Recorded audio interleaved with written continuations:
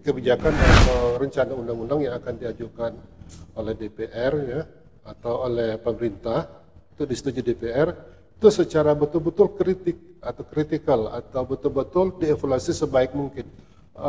Jadi jangan hanya menuruti apa maunya pemerintah ya, semuanya oke, manggut-manggut saja, pokoknya kami setuju saja ya. Tapi kalau pihak oposisi biasanya mereka sangat mengkritisi karena ini akan membawa nama baik mereka sebagai pihak oposisi. Memang di sistem pemerintahan kita tidak mengenal sistem oposisi ya.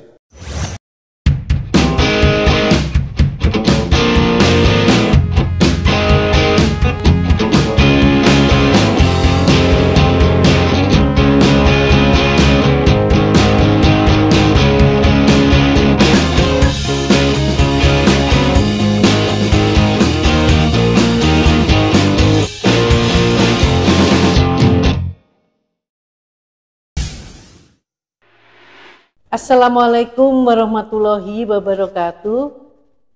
Para pemirsa TV Masyumi dimanapun berada di seluruh tanah air dari Sabang sampai Merauke, dan juga para sahabat diaspora kita yang selalu rajin mengikuti diskusi-diskusi menarik yang ditampilkan oleh TV Masyumi. Nah, bersama ini saya Utari Sulistiawati, kita akan kembali lagi mendiskusikan mengenai rezim baru nanti yang akan dipimpin oleh Prabowo Subianto. Nah, di dalam hari-hari terakhir atau bukan sebulan terakhir ini kita mendengar Pak Prabowo Subianto sendiri mengatakan bahwa tidak perlu oposisi, atau beliau mengatakan oposisi itu tidak perlu. Nah, ini kan kita ini tahu bahwa kita baru kehilangan teman sejati kita di dalam perjuangan, yaitu Dr. Faisal Basri. Beliau sangat vokal dan terus melakukan koreksi terhadap kebijakan pemerintah, terutama di bidang ekonomi dan keuangan. Dalam kesempatan ini kita berbincang mengenai oposisi. Kami mengundang di studio TV Masyumi yaitu Bapak Dr. Chandra Emirullah dan juga Bapak Dr. Basri. Assalamualaikum Bapak-bapak. Waalaikumsalam warahmatullahi wabarakatuh. Terima kasih atas kehadirannya di studio kami, dan ini tergelitik juga redaksi TV Masyumi untuk mengupas mengenai pentingnya oposisi di dalam pemerintahan.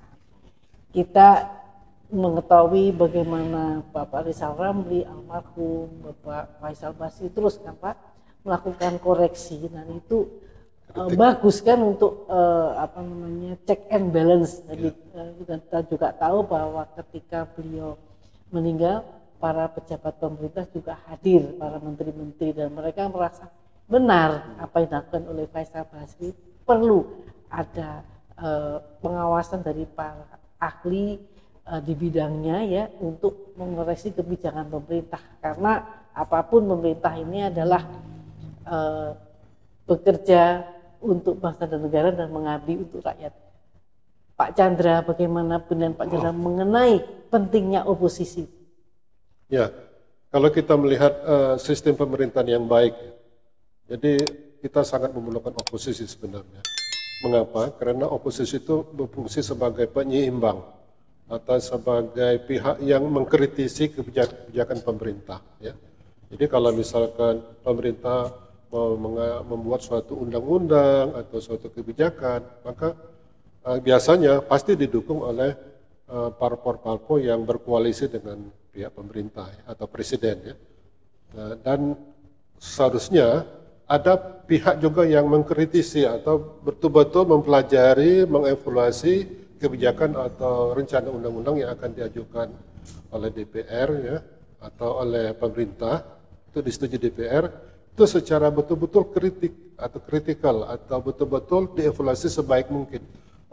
Jadi jangan hanya menuruti apa maunya pemerintah ya, semuanya oke, manggut-manggut saja, pokoknya kami setuju saja ya. Tapi kalau pihak oposisi biasanya mereka sangat mengkritisi karena ini akan membawa nama baik mereka sebagai pihak oposisi. Memang di sistem pemerintahan kita tidak mengenal sistem oposisi ya, tetapi alangkah baiknya kalau presiden memberikan ruang kepada parpol-parpol tertentu untuk menjadikan pihak oposisi. Jadi jangan semua dirangkul, semua parpol masuk ke pemerintahan, semua duduk di kabinet. Itu tidak sehat bagi suatu sistem pemerintahan ya. Jadi tidak ada check and balance, tidak ada pihak yang penyeimbang, tidak ada yang mengkritisi pemerintahan, sehingga nanti kalau misalkan presiden itu membuat suatu kebijakan yang tidak sehat ya, dalam jangka panjang, itu akan merugikan rakyat semua karena tidak ada yang mengingatkannya, semua setuju saja. Nah ini lama-lama nanti kita akan terjerumus kepada pemerintahan yang tidak menguntungkan rakyat. Gitu. Iya. Nah ini Pak Basri, ini kita juga sangat prihatin kan dengan 10 tahun terakhir dalam pemerintah kita ya.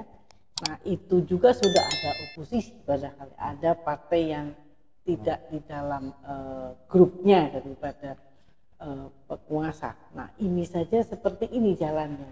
Nah bagaimana ini bila kondisi seperti ini, kita tahu ini ada Kim Plus ya.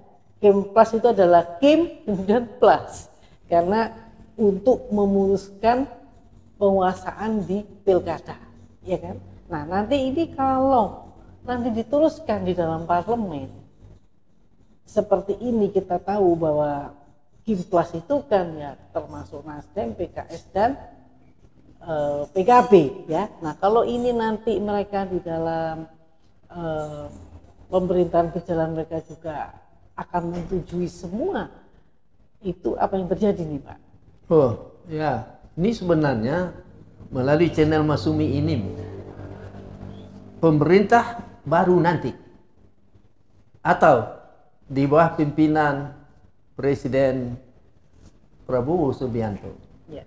Sebenarnya kita Masumi ini ingin mengatakan kepada beliau itu tidak usah takut dengan oposisi. Percayalah, di dalam logika dunia ilmiah, ilmu pengetahuan, oposisi tidak mungkin terjadi kalau berjalan di relnya yang benar. Oleh sebab itu, Pak Prabowo tidak usah khawatir dengan oposisi. Sebenarnya oposisi ini adalah orang paling baik. Karena oposisi mengatakan, Pak itu salah, Pak ini keliru. Kan bagus itu. Kenapa kita takut dengan oposisi? Dan kenapa kita tidak mau oposisi? Yang paling bahaya adalah partai politik yang tidak mau oposisi. Maka di sebalik ini Mbak, ada pertanyaan, ada apa? Partai politik semua memilih pemerintah. Ada apa itu? Pasti ada udang di balik batu. Ini masalah. Mungkinkah bangsa ini akan maju? Pasti tidak. Semua partai ingin menggunakan udang di balik batu itu. Semua. Tidak ada satupun yang ingin menjadi pengabdi yang hebat. Menjadi oposisi. Artinya memberi berkata apa benar kalau orang itu salah. Ada pepatah Mbak. Tupai sepandai-pandai tupai melompat. Sekali pasti jatuh. Di waktu itulah oposisi berkata, Pak jangan lompat, nanti jatuh. Berarti oposisi berguna untuk penguasa. Tetapi tadi ada istilah rezim baru. Kita harap yang baru ini jangan jadi rezim. Jadi pemerintah yang lurus. Itu aja Mbak. Itu oleh sebab itu Pak Prabowo tidak usah takut dengan oposisi. Kita nasihatkan Bapak Prabowo melalui channel ini bermohon untuk menjadi oposisi. Jangan bermohon untuk menjadi semua Kim Plus. Jangan, mohonnya terbalik Pak Prabowo. Melalui Masumi ini kita bermohon kepada Pak Prabowo. Itulah salahnya pemerintah dulu, tidak memberi kesempatan kepada Masumi untuk menjadi peserta pemilu. Kalau Masumi jadi peserta pemilu, insya Allah menjadi oposisi yang paling lurus di dunia. Itu Pak, ini Mbak. Nah, Pak Basri Pak sudah berapi-api ya. Jadi artinya Pak Chandra kita tentu memikirkan ya, karena Partai Masyumi punya tanggung jawab moral untuk memikirkan perjalanan bangsa ini di pemerintahan terbaru ini. Jadi tentu kita tidak akan berhenti Pak ya, berhenti untuk menyampaikan apa yang harus dilakukan oleh pemerintah. Nah ini apakah perlu Pak, nanti kalau seperti ini kita lihat dalam kondisi hasil pemilih ini caleg ini ya, kan caleg-caleg ini sudah masuk, sudah tinggal mereka nanti bekerjalah mulai Oktober. Nah tapi ini kan kalau begini nih yang oposisi yang malam udah nggak kelihatan lagi kan, nggak ada lagi itu. Nah kalau sampai begitu Pak Chandra, apakah ada peluang alternatif harusnya ditambah utusan golongan di dalam DPR itu untuk memikirkan betul-betul setiap RUU yang diajukan pemerintah, atau bagaimana ya, Pak menurut Bapak? Ya, kalau misalnya sekarang ini kayaknya emang udah nggak ada oposisi nih kelihatannya. Ya. Ya kalau kita memasukkan lagi adanya sistem golongan ya, golongan di dalam parlemen, berarti kita kembali ke Undang-Undang Dasar 1945 yang awal ya. Nah itu mungkin kita perlu membuat revisi terhadap Undang-Undang Dasar, itu kan memerlukan suatu hal yang lebih banyak effort, lebih banyak usaha ya. Nah, apakah itu akan berhasil atau tidak, kita tidak tahu ya. Tergantung dengan kepentingan politik yang ada di parlemen dan di MPR ya. Nah, tapi kalau kita ingin melihat bahwa dari pemilihan presiden yang kemarin itu kan ada dua koalisi atau dua pihak yang berlawanan dengan pihak Prabowo Subianto ya, yaitu satu dari pihak dari Anies ya, dan juga dari pihak kubu Ginanjar. Nah, seharusnya mereka ini yang beroposisi ya, seharusnya ya. Ya karena kan mereka berlawanan pada waktu itu ya. Mereka bukan mendukung Prabowo Subianto, tapi mendukung calon lain.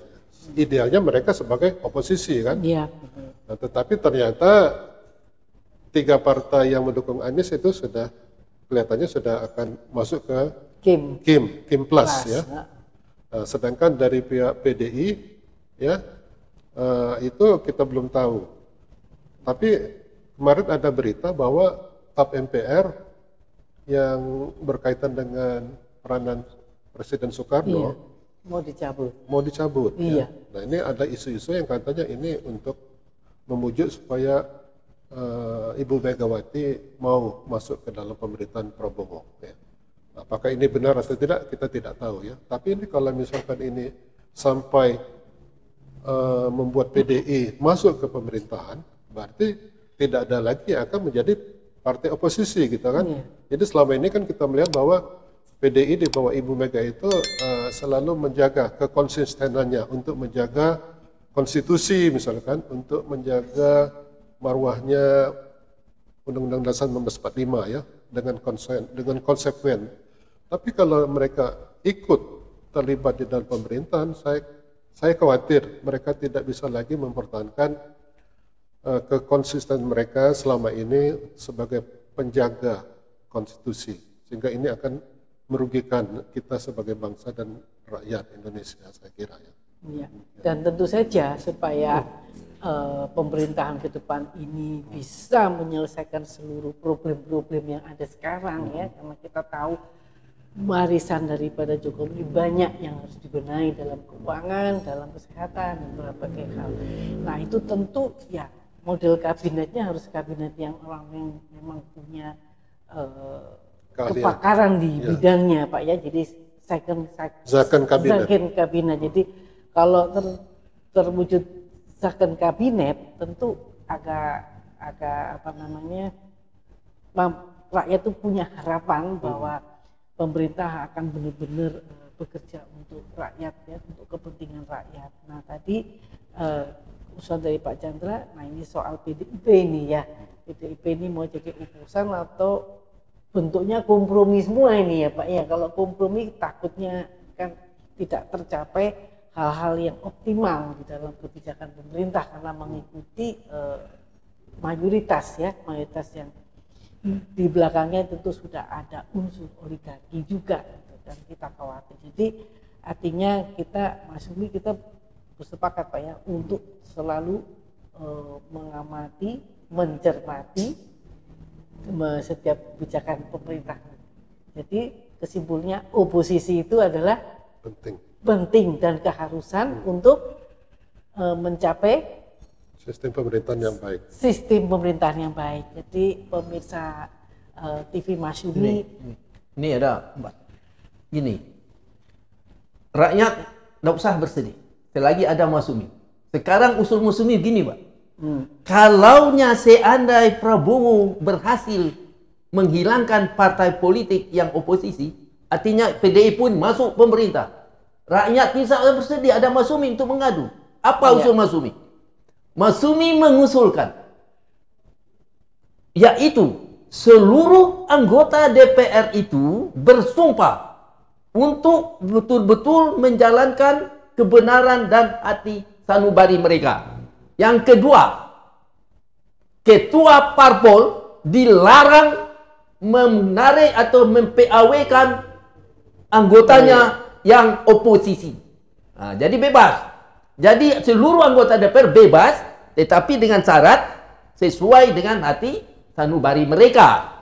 Kemudian ketika dia melawan atau mengkritik pemerintah, ketua partai dilarang untuk memecat mereka. Ya. Itu saja. Jadi artinya mereka sudah terpilih jadi Dewan Perwakilan Rakyat dari partai manapun. Harusnya dia kan berjuang untuk daerah pemilihannya, ya Pak ya. Apa yang dibutuhkan di sana kan seperti itu seharusnya. Jadi dia sudah wakil rakyat, bukan hanya wakil partai saja, tapi nomor satu wakil rakyat. Jadi dia bisa berekspresi sesuai dengan memang tugas dia ya untuk mewakili suara rakyat. Itu yang penting kan di situ Pak. Kedua, mungkin tadi second kabinet jawabannya. Ketiga, tetap harus ada partai yang pusat. Nah, karena kondisi begini, tentu Partai Masyumi membuka lebar-lebar ya masyarakat atau apa, dan kita berkolaborasi dengan akan banyak dengan lembaga-lembaga riset dan sebagainya untuk mengawasi, mencermati dan mengawal pemerintahan ke depan. Itu Pak ya. Setuju Bapak-bapak? Setuju ya. Jadi kita akan terus bekerja mengawal Pak Prabowo ya. Kita akan memberikan yang terbaik untuk bangsa dan negara. Ya, terima kasih Pak Chandra, Pak Maziz, Pak yang telah banyak memberikan pencerahan kepada kita semua. Jadi upusan itu penting untuk pemerintahan yang lebih baik. Artinya ada satu Pak, building a better Indonesia. Gitu ya Pak. Ya, terima kasih sekali lagi atas perhatiannya. Wabillahi taufiq wal hidayah. Wassalamualaikum warahmatullahi wabarakatuh. Waalaikumsalam.